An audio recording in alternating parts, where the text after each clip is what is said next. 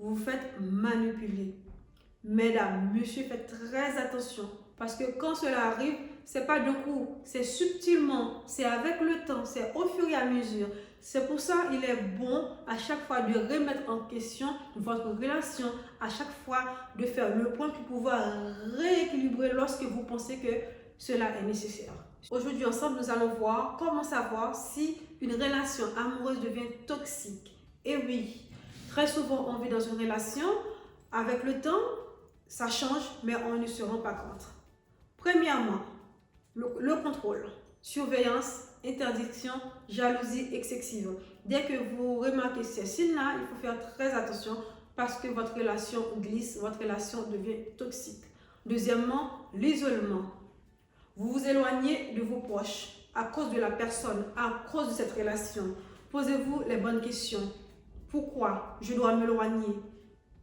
Qu'est-ce que je dois faire? Est-ce bien de m'éloigner ou pas? Est-ce que je m'éloigne à cause de la personne, à cause de mon amoureux, à cause de ma concubine, à cause de mon concubin? Pourquoi il ne veut pas que je reste avec mes proches? Posez-vous les bonnes questions. Troisièmement, la manipulation.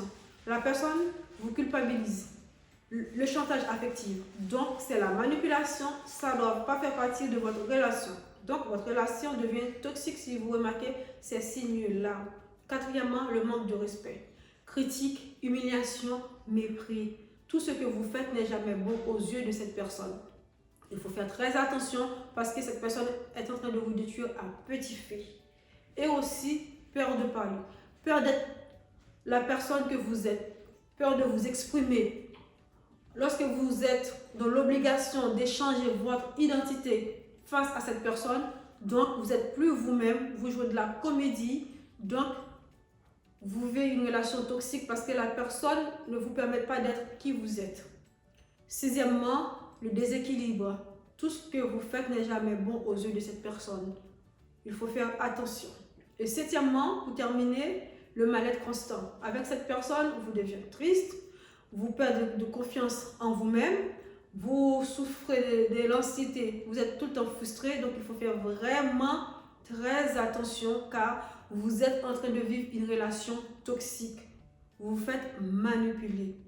Mesdames, messieurs, faites très attention parce que quand cela arrive, c'est pas d'un coup, c'est subtilement, c'est avec le temps, c'est au fur et à mesure.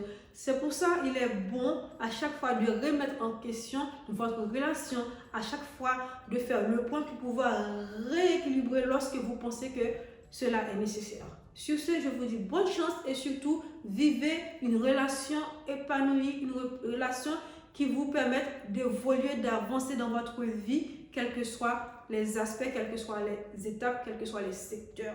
Et je vous demande de partager sans modération. Merci beaucoup et à très bientôt.